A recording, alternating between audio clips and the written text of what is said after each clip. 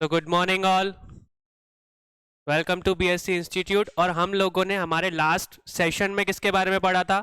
Ancient universities के बारे में पढ़ा था, इंडियन यूनिवर्सिटीज या विश्वविद्यालय के बारे में पढ़ा था। अब मेन चीज वहां पर हम लोगों ने एक चीज किसी ने पूछी भी नहीं है, किसी के कमेंट भी नहीं है। हम लोगों ने जितने भी विश्वविद्यालयों के बारे में पढ़ा या विश्वविद्यालय या यूनिवर्सिटीज कवर की, उनमें हमने बौद्धिक शिक्षा के बारे में ज्यादातर पढ़ा है। या उसमें ये चीज बताई गई है कि बौद्धिक शिक्षा में रिलेटेड कौन कौन से विश्वविद्यालय फेमस थे। तक्षशिला की बात करोगे, नालंदा की बात करोगे, जगदला की बात करोगे, तो ये सारे के सारे बुद्धिज्म पे ज्यादा फोकस करते थे या बुद्धिज्म वाले मठ या बिहार थे। हम लोगों ने जब स्टार्टिंग की थी तो वो महाबिहार, बिहार और मठ से ही रिलेटेड था, थी ना ये चीज। उसमें अगर आप मठ या बिहार से रिलेटेड है तो उसमें हम लोगों ने ज्यादातर देखा कि बौद्ध धर्म के बारे में बताया जाता था। यही चीज हम लोगों ने क्लियर की ना। अब बौद्ध धर्म के बारे में बताया जा सकता था, पर हम लोगों को क्या पता है कि जब प्राचीन भारतीय ज्ञान में दो तरीके की शिक्षा मतलब हमको देखने को मिलती थी। शिक्षा व्यवस्था जो थी वो दो तरीके की थी। कौन कौन सी? एक जो हमने अभी यूनिवर्सिटीज या विश्वविद्यालय में पढ़ी वो कौन सी थी? बौद्ध शिक्षा, ठीक है। और दूसरी शिक्षा का नाम क्या था? वैदिक शिक्षा। अब इनमें हमको डिफरेंस तो पता है। अगर वैदिक शिक्षा की बात करोगे तो उसमें किस चीज के बारे में बात होगी? सारे वेद के बारे में। या कोई भी अगर स्टूडेंट है या कोई भी आप बोल सकते हो, तो वहां अगर पढ़ने के लिए जाएगा शिष्य, तो अगर वैदिक काल में या वैदिक शिक्षा में पढ़ने के लिए जाएगा तो किसके बारे में पढ़ाया जाएगा? वेदों के बारे में पढ़ाया जाएगा, या उसके शास्त्रों के बारे में पढ़ाया जाएगा, या सूत्रों के बारे में पढ़ाया जाएगा, जो कि वेद में सारे के सारे डिफाइंड है ना। और अगर हम बौद्ध की बात करें तो उसमें हम लोगों ने ये नहीं देखी थी कि वहां पे शिक्षा प्रणाली कैसी थी, किस तरीके की शिक्षा दी जाती थी। क्या वो बौद्ध धर्म के बारे में पढ़ाते थे? तो किसके बारे में पढ़ाते थे? अब देखो, बौद्ध धर्म में ज्यादातर वो लोग निर्माण के बारे में बात करते थे। जो गौतम बुद्ध ने जिस मार्ग से निर्माण प्राप्त किया, हमने बुद्धिज्म के बारे में पढ़ा, तो जितने भी सिद्धांत थे हमारे गौतम बुद्ध के, वो तो बौद्ध धर्म में पढ़ा ही जाते थे। और आधुनिक शिक्षा को भी पढ़ाया जाता था। आधुनिक शिक्षा मतलब कि कैसे विज्ञान हमारे लिए जरूरी है, कैसे गणित हमारे लिए जरूरी है, ये सारी चीजें बौद्ध धर्म में हम लोग पढ़ते थे। अब दोनों में डिफरेंस किस कारण आया? पहले हमारी वैदिक शिक्षा तो चली रही थी, इसके बाद बौद्धिक शिक्षा ने, क्यों बोल सकते हो कि बहुत ज्यादा फेमस हो गई, या लोगों ने बौद्धिक शिक्षा लेना ज्यादा मतलब सुटेबल लगा उन लोगों को, या उन लोगों को अच्छा लगा कि हम लोग बौद्धिक शिक्षा ज्यादा लेंगे वैदिक शिक्षा के कंपैरेटिव। क्या डिफरेंस आया होगा?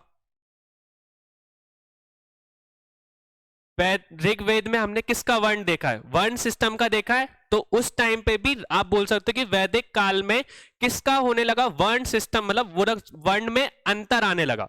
वर्ण के आधार मतलब जैसे आपका वर्ण है उस हिसाब से आपको शिक्षा दी जाएगी, ठीक है। जैसे कि ब्राह्मण है, आपके क्षत्रिय है और वैश्य है, ये तीनों हम बोल सकते हैं कि वैदिक शिक्षा ग्रहण कर सकते थे। पर शूद्रों को इससे क्या कर दिया था? वंचित रख दिया था। उन लोगों के लिए यह बताया गया था कि आप लोग ये शिक्षा नहीं ले सकते, आप वेद नहीं पढ़ सकते, आप शास्त्र नहीं पढ़ सकते। अब उनके लिए भी शिक्षा बहुत ज्यादा जरूरी है ना। तो उन लोगों को किसने बोल सकते हो कि किसने किसके पास जाना पड़ा, या किस चीज के पास उन लोगों को मतलब वो अट्रैक्टेड हुए? वो थे हमारे बौद्धिक शिक्षा। क्योंकि बौद्धिक शिक्षा में गौतम बुद्ध ने कभी भी डिस्टिंग्विश नहीं करा था कि ये वर्ण का इंसान बौद्ध शिक्षा ही ले सकता है, सारे धर्म के लोग। और बोल सकते हो कि वहां पे लेडीज वगैरह या वुमेन्स वगैरह का भी बहुत डोमिनेंट मतलब डोमिनेंस नहीं था। तो शास्त्रों में या वेद में भी आप बोल सकते हो कि गर्ल्स को अलग करके रखा था, वुमेन्स को अलग करके रखा था। पर बौद्ध शिक्षा में दोनों चीज हमको देखने को मिलती थी। वो आप बोल सकते हो कि मेल भी वहां पे पढ़ सकते थे और फीमेल भी पढ़ सकते थे। हमने डिफरेंस मेन चीज समझ में कि उस टाइम पे ये प्रचलन में क्यों आया था, ठीक है। बौद्धिक काल में कभी भी वर्ण के हिसाब से शिक्षा को ऐसे विभाजित नहीं किया गया था। जो भी इंसान चाहे वो बौद्ध शिक्षा ग्रहण कर सकता था। ये समझ में आ गया हम लोगों को? ये चीज हम लोगों को किस में देखने को मिली? बौद्ध शिक्षा में। यहां पे हम लोगों को डिफरेंस किस में देखने को पड़ा? वर्ण के कारण। एक बोल सकते हो कि वैदिक शिक्षा अलग हो गई और बौद्ध शिक्षा अलग हो गई, पर दोनों एक तरीके से इंटर रिलेटेड थे। ये हमने स्टार्टिंग में भी पढ़ा था। ऐसा नहीं है कि कोई इंसान अगर वैदिक शिक्षा में है तो बौद्ध शिक्षा ग्रहण नहीं कर सकता, बौद्धिक शिक्षा वाला है तो वैदिक शिक्षा ग्रहण नहीं कर सकता। पहले अगर उसको बोल सकते हो कि ज्ञान लेना है तो आत्मज्ञान यहां से मिल जाता था, और आधुनिक ज्ञान, गणित, विज्ञान, खगोल विज्ञान, ये सारी की सारी चीजें आपको वो बौद्ध शिक्षा में देखने को मिलती थी। तो हमको क्या समझ में आया कि बौद्ध शिक्षा सभी चीजों पर फोकस करती थी। बौद्ध धर्म के बारे में भी पढ़ाती थी, आत्मज्ञान के बारे में भी पढ़ाया, निर्माण के बारे में भी पढ़ाया, ये उनका एक अलग सेक्शन है। और आधुनिक जो उच्च शिक्षा है, जिसमें वो आप बोल सकते हो कि गणित आती है, विज्ञान आती है, इन चीजों में ज्यादातर वो बहुत ज्यादा फेमस था। इसलिए हमने देखा ज्यादातर चाणक्य हुए या बोल सकते हो कनाद वगैरह हुए, ये सारे के सारे तक्षशिला और नालंदा से पढ़े हुए हैं, क्योंकि वहां पे ये सारे के सारे विषय में क्या थी, स्पेशलिटी थी, मतलब कि अच्छे से अच्छे शिक्षक हमको देखने को मिल जाते थे। कहां देखने को मिल जाते थे? नालंदा, तक्षशिला जैसे बहुत बड़े बड़े महाविहारों में। तो हम लोगों ने अभी तक जितने भी विश्वविद्यालय पढ़े वो किस धर्म पे रिलेटेड थे? बौद्ध धर्म पे। अब वैदिक धर्म में हम थोड़ा सा क्लियर कर लेते हैं यहाँ पे कि उस चीज को हमको समझ में आ गया कि उस तरह कहाँ पे किस तरीके से ये चीजें की जाती थी। अब देख लेते हैं वहां पे किस तरीके से वहां पे मतलब शिक्षा व्यवस्था थी, किस तरीके से वहां पे प्रणाली थी, या कैसे बच्चा पढ़ने के लिए जाता था। हमने पहले भी डिस्कस किया था कि आपने देखा होगा महाभारत में या आपकी रामायण में कि बेसिकली क्या होता था, छोटी सी एज के लिए पहले परिवार के पास रहते थे और उच्च शिक्षा के लिए उनको गुरुकुल जाना पड़ता था। ये सारी चीजें हमने देखी है। तो जब कोई इंसान जब अपने घर को छोड़ के या छोटा बच्चा अपने घर को छोड़ के गुरुकुल में जाता था तो एक संस्कार हुआ जाता था, ठीक है। तो उन संस्कारों के बारे में हम लोग पढ़ लेते हैं, क्योंकि ये एग्जाम प्रोस्पेक्टिव से बहुत ज्यादा इंपॉर्टेंट है। ये पूछे जा सकते हैं कि कोई इंसान अगर वैदिक शिक्षा प्राप्त करने के लिए अपने घर को त्याग करके जब गुरुकुल में जाता था तो किस तरीके के संस्कार किया जाता था, ठीक है। तो ये संस्कार हम लोग क्लियर कर लेते हैं, तो यहीं पे हमारा जो टॉपिक है वो कवर के साथ साथ कंप्लीट भी हो जाएगा, ठीक है। अब देख लेते हैं यहाँ पे। तो वैदिक काल में दो तरीके की शिक्षा होती थी, ठीक है। पहले होती थी प्रारंभिक शिक्षा और दूसरी उच्च शिक्षा। प्रारंभिक शिक्षा मतलब कि अभी के टाइम में आप देखोगे तो किंडरगार्टन वगैरह जो है कि छोटे बच्चों को किंडरगार्टन में भेजा जाता है, नर्सरी वगैरह, एलकेजी वगैरह, फिर इसके बाद उसको फर्स्ट सेकंड या बोल सकते हो कि थर्ड क्लास में आगे प्रमोट किया जाता है। तो उस टाइम पे भी दो तरीके की शिक्षा थी। पहली क्या थी? प्रारंभिक शिक्षा, जो कि छोटे बच्चों को कहां से मिलती थी? अपने घर से ही मिलती थी, उसके लिए कहीं जाना नहीं पड़ता था, ठीक है। और दूसरी तरीके की शिक्षा जब वो बड़े हो जाते थे, 8 साल के हो जाएंगे, 9 साल के हो जाएंगे, तो उनको कैसी शिक्षा मिलती थी? उच्च शिक्षा। ये समझ में आया। और हम बोल सकते हैं कि वैदिक काल में या वैदिक शिक्षा में जब प्रारंभिक शिक्षा स्टार्ट होती थी वो कौन घर से ही स्टार्ट होती थी, तो एक तरीके का संस्कार किया जाता था। तो उस संस्कार का नाम क्या है? विद्या आरंभ संस्कार। कौन सा संस्कार? विद्या आरंभ संस्कार, ठीक है। जब विद्या आरंभ संस्कार के बाद जब वो बच्चा 8 साल का हो जाता था या 10 साल का हो जाता था, इसके बाद फिर वो उच्च शिक्षा ग्रहण करने के लिए कहीं ना कहीं जाएगा। अभी तक उसको अपनी प्रारंभिक शिक्षा मिल चुकी है, मतलब जो भी संस्कार वगैरह है, जिस तरीके से हमारे घर मतलब घर गृहस्थी चलती है, बच्चे को जो चीज देनी चाहिए वो घर के लोग उसको सिखा देते थे। अब उच्च शिक्षा के लिए उसको कहां जाना पड़ेगा? गुरुकुल जाना पड़ेगा। और गुरुकुल जाएगा तो गुरुकुल जाने से पहले एक संस्कार किया जाता था, उसका नाम क्या था? उपनयन संस्कार। उपनयन संस्कार मतलब कि बेसिक हम लोग समझ लेते थे कि महाभारत में आपने देखा होगा कि कोई इंसान जा रहा है तो उसका सिर मुड़वा दिया जाता था, उसको बोल सकते हो कि साधु, एक तरीके से वो ब्रह्मचर्य का पालन करना रहता था। तो इस तरीके की चीजें इस संस्कार में बोल दी जाती थी कि आज से आप ब्रह्मचर्य का पालन करोगे, सिर मुड़वाना पड़ेगा, और नॉर्मली हम लोग एक धोती वगैरह जो बोल सकते हैं कि लाल चादर लेके उनको घूमना पड़ेगा, जो हमने देखा है महाभारत वगैरह में। तो उस तरीके का संस्कार किया जाता था। उस संस्कार के बाद क्या होता था? उसको ब्रह्मचर्य अपनाना पड़ता था और गुरुकुल में जाके गुरु के पास रहना पड़ता था, अपने घर को छोड़ना पड़ता था 10-12 साल, जितना हम लोग बोल सकते हैं। इतना हमको समझ में आया, ठीक है। फिर इसके बाद अगर बौद्धिक शिक्षा की बात करें तो बौद्धिक शिक्षा में भी दो तरीके की शिक्षा दी जाती थी। पहली थी प्रारंभिक शिक्षा और दूसरी, प्रारंभिक शिक्षा उसको कहां से मिल जाती थी?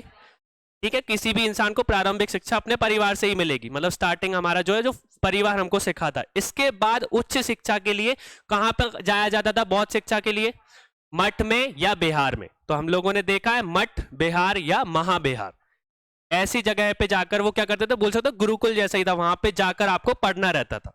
ठीक है, हायर स्टडीज के लिए आपको एक तरीके से हॉस्टल वगैरह बना रखे थे। अगर आज के टाइम पे देखो जैसे हॉस्टल्स वगैरह है, उन जगह बाहर की यूनिवर्सिटीज में आप जाओगे तो वहीं हॉस्टल बन रहे हैं, उन्हीं हॉस्टल में आपको रहना है और वहीं पे आपको पढ़ना है।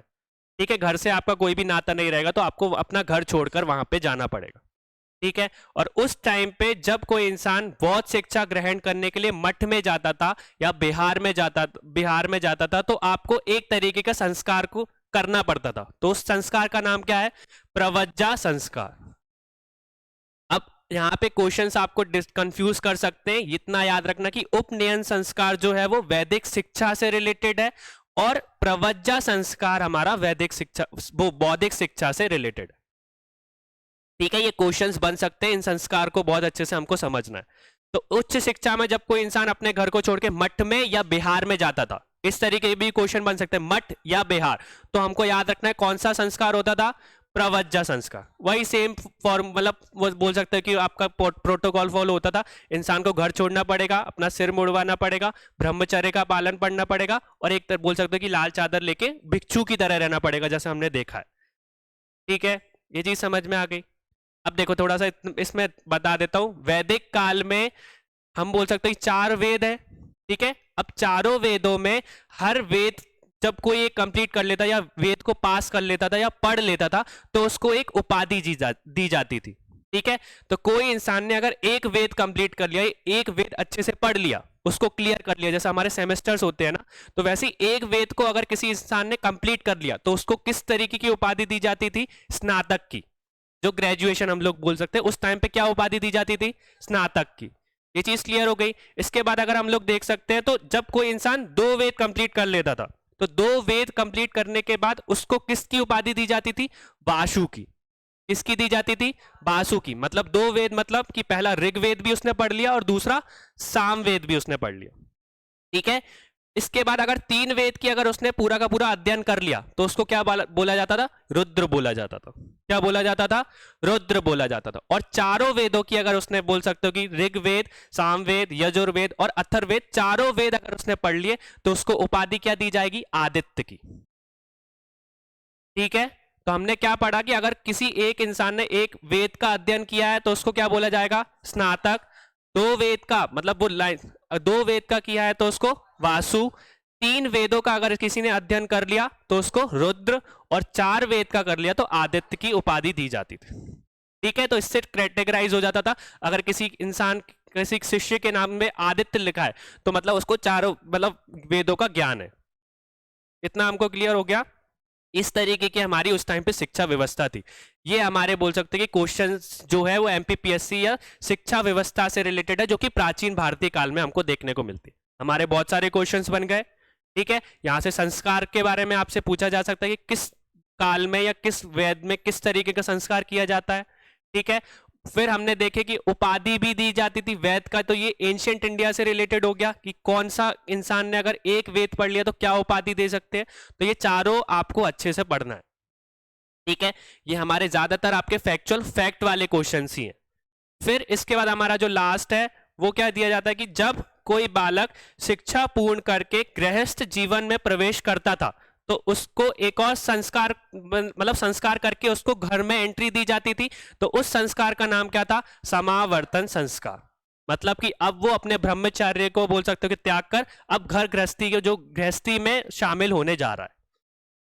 इतना हम लोगों ने क्लियर करा, सारे संस्कार कवर हो गए। यहां से हमने दोनों के बीच में डिफरेंस देख लिया, क्योंकि ये मेंस से भी बहुत ज्यादा इंपॉर्टेंट है कि अगर मेंस में आपसे पूछ लिया जाता है कि वैदिक शिक्षा में और बौद्ध शिक्षा में अंतर क्या है, तो आपको पता होना चाहिए कि वैदिक शिक्षा में बोल सकते हो कि अंतर क्यों आया था, कि वैदिक के बाद बौद्ध क्यों आया, क्योंकि उस टाइम पे वर्ण का बहुत ज्यादा वितरण होना स्टार्ट हो गया था, कि वर्ण के हिसाब से बच्चों को शिक्षा दी जा रही थी, और बौद्ध में ऐसी चीज नहीं थी। ठीक है, फिर आप बता सकते हो कि यहाँ पे जो शिक्षा थी वो गुरुकुल में दी जाती थी, यहाँ पे मठ में दी जाती थी। और दोनों का अंतर बता सकते हो कि ये जो शिक्षा थी ज्यादातर बनारस में दी जाती थी, यहाँ पे ऐसे मतलब बोल सकते हो कि स्कूल थे, पर उनमें वेदों का ज्ञान ज्यादातर दिया जाता था। और बौद्ध में दोनों चीजें चलती थी, धार्मिक बोल सकते हो कि बौद्ध धर्म के बारे में भी पढ़ाया जाता था, और उच्च शिक्षा में मतलब सारे विषयों को भी कवर करते थे, जो कि हमने वो बोल सकते गणित पढ़ा, जो विज्ञान पढ़ा, जो खगोल पढ़ा, जो ज्योतिषी पढ़ा, इन सब की चीजें हमको किस में देखने को मिलती है, बौद्ध ज्ञान में। तो ये दोनों हमने मेंस के प्रोस्पेक्टिव से भी और प्री के कॉन्सेप्ट के हिसाब से भी क्लियर कर लिया। क्लियर है ये? ठीक है।